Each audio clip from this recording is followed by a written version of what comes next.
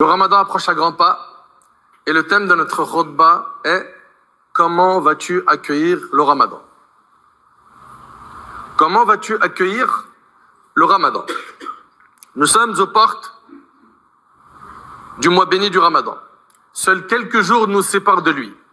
Et nous demandons à Allah Tabaraka wa Ta'ala de nous faire vivre jusqu'à Ramadan et de l'accepter de notre part, de faire de nous des pieux.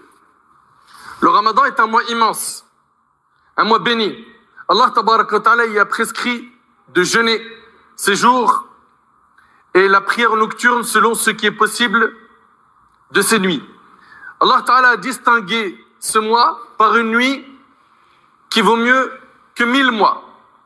Celui qui jeûne le Ramadan et en accomplit les prières nocturnes avec foi et en espérant la récompense verra ses péchés passés pardonnés. Et j'aimerais, avant l'entrée du mois de Ramadan, m'adresser ainsi qu'à vous des conseils précieux qui sortent de mon cœur et je demande à Allah subhanahu wa ta'ala qu'il trouve une place dans votre cœur. Le premier conseil, toi qui veux bien accueillir le Ramadan, c'est fais le bilan avec ton âme et repens-toi vite avant d'accueillir ce noble invité. Repens-toi mon cher frère, repens-toi ma chère sœur de tous les péchés qui ont épuisé ton cœur. Reviens vers Allah subhanahu wa ta'ala. Toi qui es chargé de fautes, regrette, repens-toi. Et le repentir sincère a des conditions. Un, que tu regrettes les péchés que tu as faits, que tu t'en détaches et que tu sois déterminé à ne plus les refaire. Ça, c'est le repentir sincère. Et bien évidemment, s'il y a quelque chose que tu as pris de quelqu'un, une injustice liée à une personne, tu dois la réparer. Serviteur d'Allah, Wallahi wa Rabbil Kaaba, la vie est courte. Le temps est limité. Combien d'êtres chers, combien de frères avons-nous accompagnés dans les tombes ces dernières semaines, ces derniers mois? Personne parmi nous n'a la garantie de vivre jusqu'à Ramadan. Donc repens-toi. Repens-toi vite avant qu'il soit trop tard. D'après Abu Musa radiyallahu anhu, le prophète sallallahu alayhi wa sallam a dit: certes, Allah tend sa main la nuit pour que se repente celui qui a péché la journée. Et il tend sa main la journée pour que se repente celui qui a péché la nuit jusqu'à ce que le soleil se lève de son coucher, rapporté par l'imam Muslim. C'est-à-dire jusqu'à ce qu'Allah autorise le début des grands signes de l'heure. Et parmi eux figure le lever du soleil depuis l'Occident. Allah Tabaraka wa Ta'ala nous dit: قل يا عبادي الذين أسرفوا على أنفسهم لا تقنطوا من رحمة الله إن الله يغفر الذنوب جميعا إنه هو الغفور الرحيم. Dis, ô mes serviteurs qui avez commis des excès à votre propre détriment, ne désespérez point de la miséricorde d'Allah. Peu importe le nombre de tes péchés, ne désespère pas. Ne te dis pas, c'est fini pour moi, il n'y a plus rien à gratter. Non. Allah nous dit, ô mes serviteurs qui avez commis des excès à votre propre détriment, ne désespérez point de la miséricorde d'Allah, car Allah pardonne tous les péchés, il est le pardonneur, le miséricordieux. Et dans le hadith rapporté par l'imam Muslim selon Anas, le prophète sallallahu alayhi wa sallam a dit, et écoutez bien s'il vous plaît ce hadith, certes Allah est plus heureux du repentir de son serviteur lorsque celui-ci se repent à lui que l'un d'entre vous dont la monture s'échappe emportant avec elle sa nourriture et sa boisson alors qu'il se trouve sur une terre désertique. Essaye d'imaginer quelqu'un qui est sur une terre désertique, il a sa monture et il a sa nourriture, sa boisson sur cette monture et cette monture disparaît. Comprenez bien ce hadith. Ce qui lui permettait ici de tenir dans ce voyage, c'était ses provisions et cette monture. Il les a perdues et il est dans le désert. Désespéré, il finit par s'allonger à l'ombre d'un arbre, nous dit le prophète sallam, en ayant perdu l'espoir de la retrouver. Tandis qu'il se tient ainsi, voilà sa monture qui se présente devant lui. Il la saisit alors par son mort, puis s'exclame fou de joie. Il était tellement heureux de retrouver cette monture qui portait sa nourriture et sa boisson, qu'il a dit: oh Allah, tu es mon serviteur et je suis ton Seigneur. Au lieu de dire tu es mon Seigneur et je suis ton serviteur, il s'est trompé. Et le prophète il a dit: akhta'a min shiddatil farah. Il s'est trompé à cause de l'intensité de sa joie. Et bien regardez le hadith, qu'est-ce qu'il nous dit? Certes, Allah est plus heureux du repentir de son serviteur lorsque celui se repent à lui que l'un d'entre vous dont la monture s'échappe emportant avec elle sa nourriture et sa boisson alors qu'il se retrouve sur une terre désertique. Allahu Akbar. Réalises-tu que si tu te repens à Allah, Allah subhanahu wa ta'ala se réjouit de ton repentir. Allah se réjouit de ton retour et de ton repentir d'une joie plus grande et plus noble encore que la joie de cet homme lorsqu'il retrouve sa monture perdue une seconde fois. Mon bien-aimé en Allah, qui parmi nous n'a jamais péché? Qui parmi nous n'a jamais désobéi à Allah? Tout être humain sur terre est fautif. Mais Allah, notre Seigneur Azza wa Jal, est pardonneur et miséricordieux. Dès maintenant, repens-toi. Délaisse dès maintenant tous les péchés que tu avais l'habitude de faire. Tous les péchés que tu avais l'habitude de faire, mais y une croix. Anas radiallahu anhu rapporte avoir entendu le messager d'Allah sallallahu alayhi wa sallam dire, Allah le Très-Haut dit, c'est un hadith qudsi, c'est le hadith de Anas. Allah dit ô fils d'Adam, tant que tu m'invoques et que tu places tes espoirs en moi, je te pardonnerai ce qui s'est produit de toi sans me soucier du nombre de tes péchés. Allahu Akbar. Wallahi al-azim, ce hadith, il donne espoir. Il donne espoir. Ô fils d'Adam, tant que tu m'invoques, dit Allah, et que tu places tes espoirs en moi, je te pardonnerai ce qui s'est produit de toi sans me soucier du nombre de tes péchés. N'est-ce pas une bonne nouvelle? Dans la suite du hadith, ô fils d'Adam, si tes péchés ont atteint les nuages du ciel et que tu me demandes pardon, je te pardonnerai sans me soucier. Ô fils d'Adam, dit Allah, pour finir dans le hadith, si tu viens à ma rencontre avec la contenance de la terre comme péché, sans rien m'associer, je t'apporterai sa contenance en absolution. Allahu Akbar. Le premier point que j'avais à traiter avec vous, c'était l'importance du repentir sincère. Du repentir sincère pour Allah subhanahu wa ta'ala. Deuxième point, place dès maintenant plusieurs bonnes intentions que tu prépares dès maintenant pour Ramadan. C'est-à-dire que dès maintenant, j'ai l'intention de me rendre souvent à la mosquée, de lire le Coran. Je vais préparer un budget pour les sadaqas, les aumônes. Prépare l'intention dès maintenant de faire toutes ces bonnes actions. Dès maintenant. Si tu meurs avant Ramadan, tu auras la récompense de toutes ces actions. Pourquoi? Parce que le prophète nous a enseigné que les actions ne valent que par leurs intentions. Prépare dès maintenant plusieurs bonnes intentions. Donc le repentir sincère, la préparation de plusieurs bonnes intentions. 3, attention à ne pas te priver pendant Ramadan de la miséricorde du tout miséricordieux. Ça veut dire quoi? Fais le nécessaire pendant ce Ramadan pour t'exposer à la miséricorde d'Allah, au pardon d'Allah tabarak wa ta'ala. Le véritable perdant est celui qui traverse le mois de Ramadan sans obtenir la miséricorde du miséricordieux Azza wa Jal. Dans le hadith rapporté par Tabarani, et ses rapporteurs sont dignes de confiance, d'après Ubad ibn Samit radiyallahu anhu, le prophète sallam disait lorsque Ramadan arrivait, le Ramadan est venu à vous, un mois de bénédiction. Allah vous couvre de sa grâce durant ce mois. Il y fait descendre la miséricorde, efface les péchés, exauce les invocations et observe votre compétition dans le bien. Et il se vante de vous auprès des anges. C'est énorme mérite. Le Ramadan est venu à vous, un mois de bénédiction. Allah vous couvre de sa grâce durant ce mois. Il y fait descendre la miséricorde, efface les péchés, exauce les invocations et observe votre compétition dans le bien. Elle sera une autre compétition pendant Ramadan. Dans celui qui fait le plus de live, fut-il, pour occuper les musulmans. Ils sont là sur TikTok à nous annoncer ce Ramadan-là, vous inquiétez pas, tous les soirs live. Laissez les gens dans les mosquées, dans les ibadat. Laissez-les se rapprocher du livre d'Allah au lieu de les éloigner, de les égarer pendant le mois de la miséricorde. Il y en a ras-le-bol qu'on se réveille un peu de cette insouciance. Et observe votre compétition dans le bien et il se vante de vous auprès des anges. Montrez donc à Allah le meilleur de vous-même. Montrez à Allah le meilleur de vous-même, pas le pire de vous-même. Pas le pire de vous-même. Pendant Ramadan, il y a des gens qui arrivent à appeler au haram, Et là, d'ailleurs, il se pose la question, mais comment ça se fait? Les démons, ils sont enchaînés. Effectivement, les démons sont enchaînés. Mais lui, son ego, il a été configuré par le diable. C'est pour ça que même pendant Ramadan, il continue à faire du mal.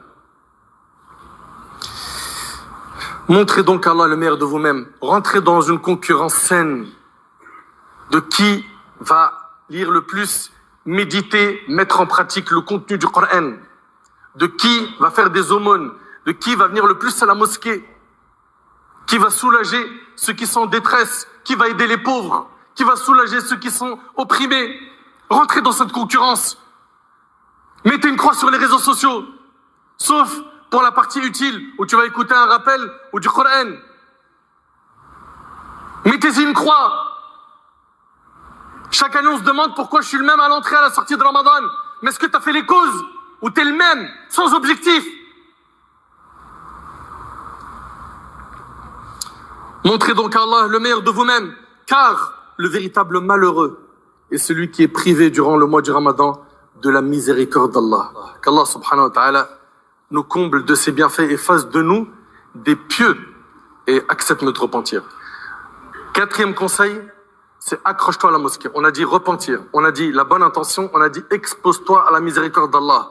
4, accroche-toi à la maison d'Allah tabarak wa ta'ala. Dès maintenant, il faut que tu te réconcilies avec la mosquée. Toi qui n'as pas l'habitude ou peu l'habitude de venir dans la maison d'Allah. Uthman radiyallahu anhu rapporte, j'ai entendu le prophète sallam dire, celui qui fait soigneusement ses ablutions et marche ensuite vers la mosquée pour y accomplir une prière prescrite en compagnie de l'imam, tous ses péchés seront pardonnés. C'est rapporté par Ibn Khuzayma. Celui qui accomplit soigneusement ses ablutions, marche ensuite vers la mosquée pour y accomplir une prière obligatoire, en compagnie de l'imam, tous ses péchés seront pardonnés. D'après Anas ibn Malik, le prophète a dit, écoutez bien s'il vous plaît ce hadith, le prophète a dit, certes Allah va appeler le jour de la résurrection, où sont mes voisins? Où sont mes voisins? Les anges vont dire, ô notre Seigneur, à qui convient-il d'être ton voisin? Allah va dire, où sont ceux qui peuplent les mosquées? Et c'est rapporté par Abu Nu'aym. Ceux qui peuplent les mosquées sont les voisins d'Allah. C'est pas un grand mérite? Tu n'aurais pas en faire partie? D'après Abu Hurayra radiyallahu anhu, le prophète sallallahu alayhi wa sallam a dit, il n'y a pas un homme qui a l'habitude de rester dans les mosquées et ne plus s'y rendre à cause d'une chose qui l'en empêche ou à cause d'une excuse, puis il retourne. Donc c'est quelqu'un qui a l'habitude d'aller dans les mosquées. Et il n'y va plus parce qu'il a eu un empêchement. Et bien regardez bien. Puis il y retourne sans qu'Allah ne soit content de le retrouver de la même manière que la famille d'une personne est contente de retrouver un de ses membres qui était absent lorsqu'il revient. Allahu Akbar. Allahu Akbar. Et c'est rapporté par Ibn Khuzayma. Sans compter que la prière en groupe, elle dépasse en mérite la prière individuelle de 25 degrés, de 27 degrés selon les hadiths. 5e conseil, c'est prépare-toi à faire des aumônes pendant Ramadan. Prépare-toi. Ce mois-là, tu ne dois pas y être avare. Et tu vas être sollicité.